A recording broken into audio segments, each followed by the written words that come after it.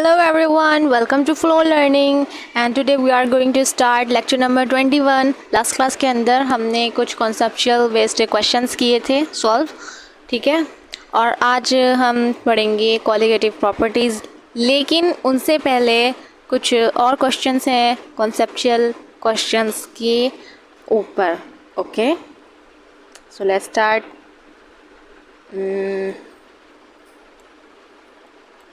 Yes, question number 7 है, why is liquid ammonia bottle first cooled in ice before opening it.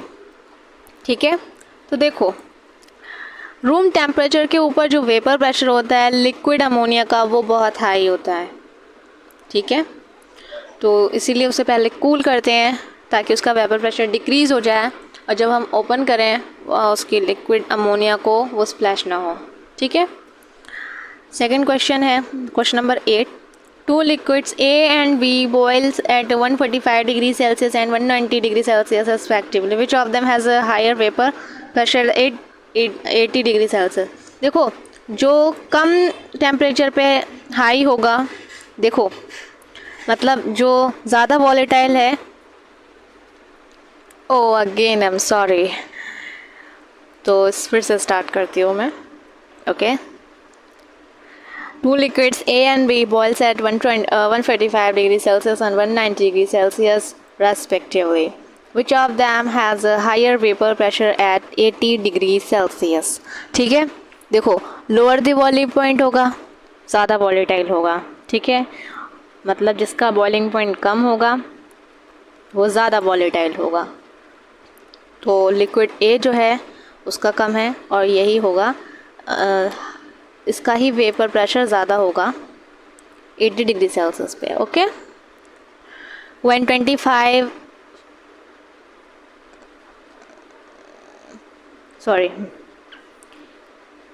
A and B liquids on mixing produce warm solution, which type of deviation from Raoult's law is there? Obviously negative deviation होगा उसके अंदर, negative।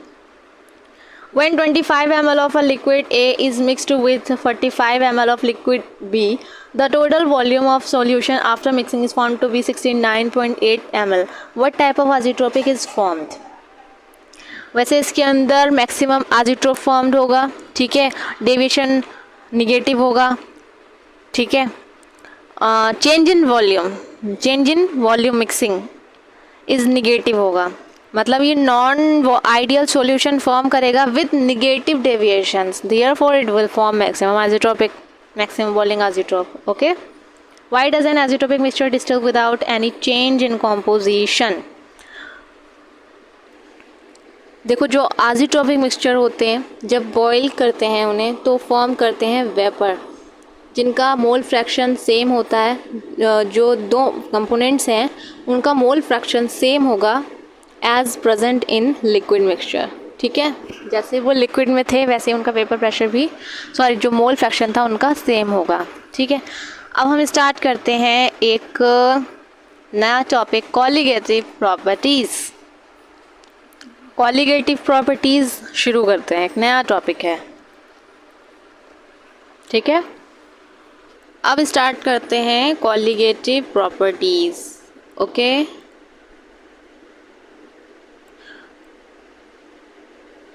Colligative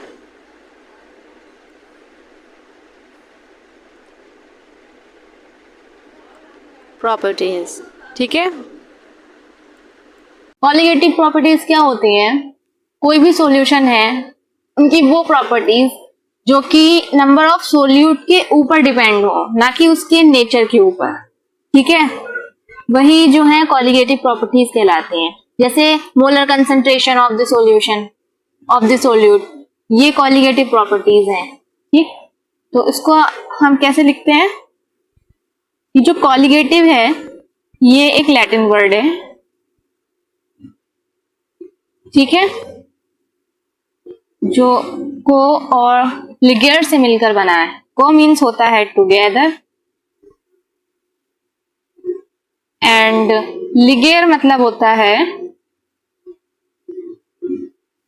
binds, मतलब एक साथ जुड़ के रखना, together binds. Okay, तो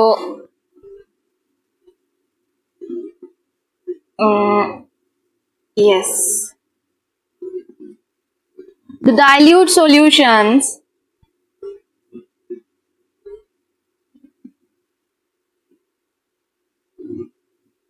dilute solutions of non-volatile solutes,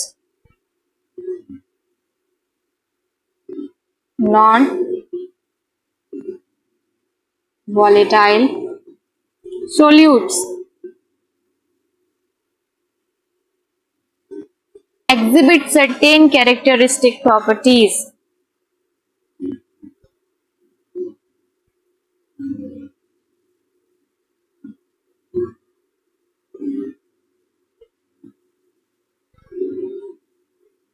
certain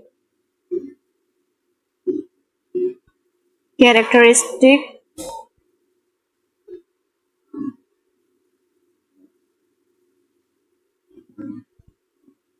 properties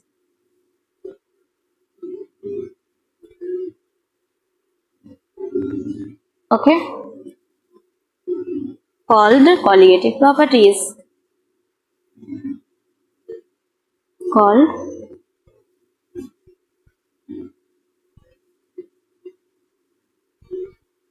colligative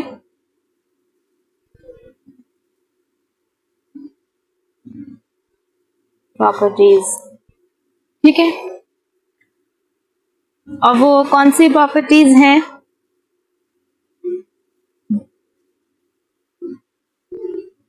first is do not depend on nature of solute, do not depend on nature of solute,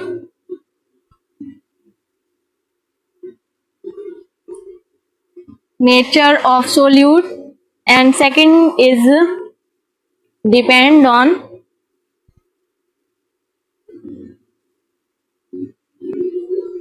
number of particles, on the number of particles।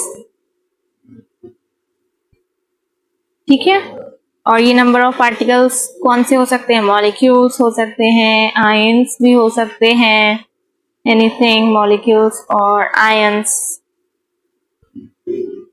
ठीक है, there are 4 types of colligative properties. ठीक है, first is relative lowering in vapour pressure, relative lowering in vapor pressure,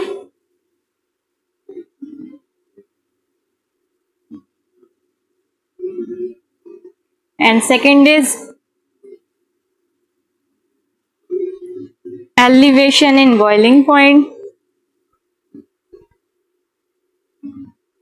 elevation in boiling point, and third is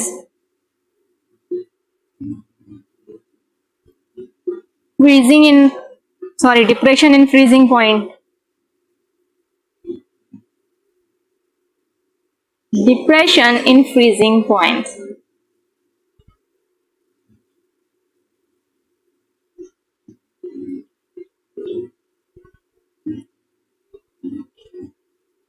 and fourth is osmotic pressure, osmotic pressure। ठीक है, देखो जो colligative properties होती हैं उन्हें democratic properties के नाम से भी जाना जाता है। This is just because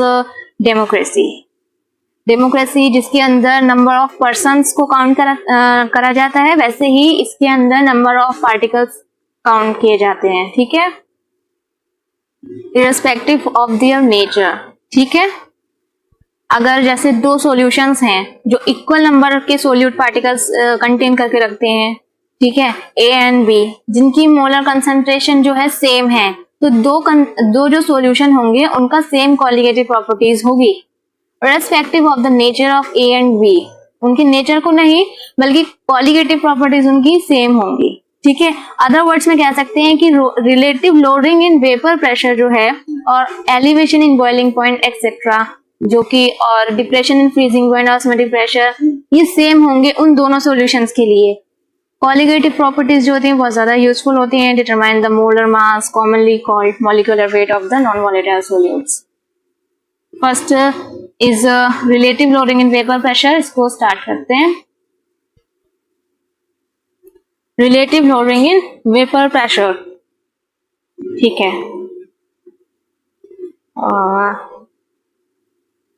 relative loading in vapour pressure, ठीक है।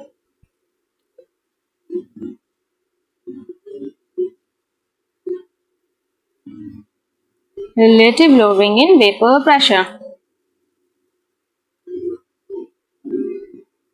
ओह कितना खूबसूरत एरो बनाया है मैंने। ऑलराइट, देखो हमने ये पहले ही पढ़ रखा है कि जब भी कोई नॉन वॉलेटाइल सोल्यूट किसी भी सॉल्वेंट के अंदर ऐड किया जाता है तो उसका वेपर प्रेशर जो होगा वो डिक्रीज होगा, ठीक है।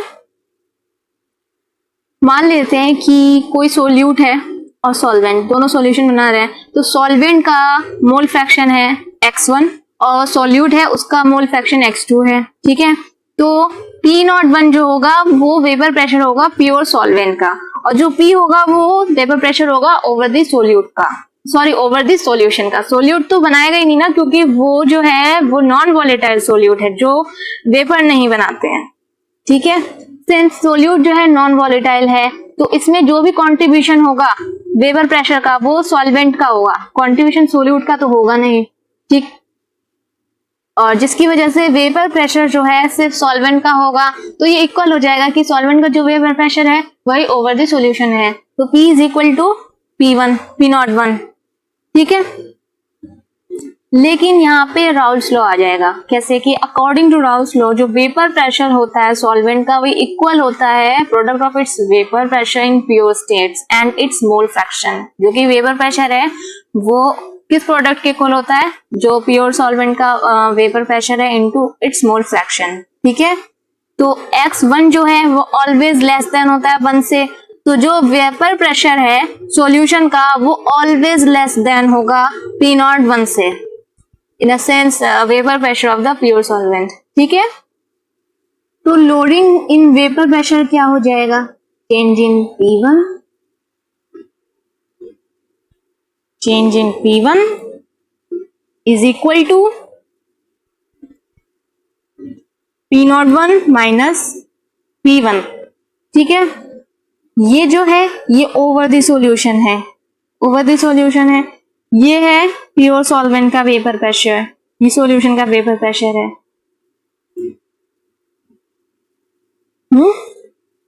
अब देखो ये जो P01 है ये ऐसे लिखा मैंने, ठीक। और ये जो P1 है ये राउल्स लॉ क्या कहता है, P1 P01 एंड x1, तो P01 एंड x1 यही तो होता है, P01 एंड x1। अब देखो ये जो P01 है ये मैंने कॉमन लिया है इसमें से, और ये x1 जो हो जाएगा वो 1 माइनस x1 हो जाएगा, 1 माइनस x1 हो जाएगा।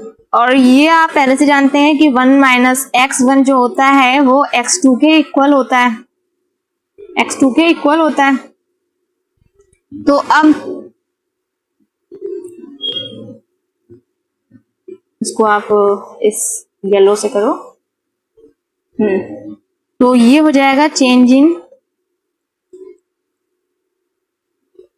P1 is equal to P01 x2, P01 x2, ये पूरा टर्म x2 के इक्वल हो गया ना, और ये P1 ऐसे ही है तो ये हो जाएगा x2 अगर मैं चेंज इन P1 और P01 करूंगी तो ये यहाँ इक्वल में आ जाएगा x2, ठीक है, और चेंज इन P1 यहाँ से and P01 is equal to P01 minus P1 divided by P01 is equal to x2। Relative lowering in vapour pressure, ठीक है, relative lowering in vapour pressure of an ideal solution. Ideal solution जो कि Raoult's law को follow करते हैं, contain करके रखते हैं नॉन वॉलेटाइल सोल्यूट, ठीक है, तो वो इक्वल होता है उसके mole fraction of the solute at a given temperature, ठीक है। और ये भी आपको पता होना चाहिए कि कोई भी सॉल्यूशन है वो अपने अंदर कंटेन करके रखता है सेवरल टाइप्स के नॉन वॉलेटाइल सोल्यूट्स। तो lowering in vapour pressure depend होता है जो मोल फ्रैक्शन है डिफरेंट डिफरेंट सोल्यूट्स के, उसके सम के। तो आज का लेक्चर यही ओवर होता है और नेक्स्ट लेक्चर के अंदर इसी को और आगे पढ़ेंगे, relative lowering in vapour pressure को और ब्रॉड के अंदर समझेंगे, उसके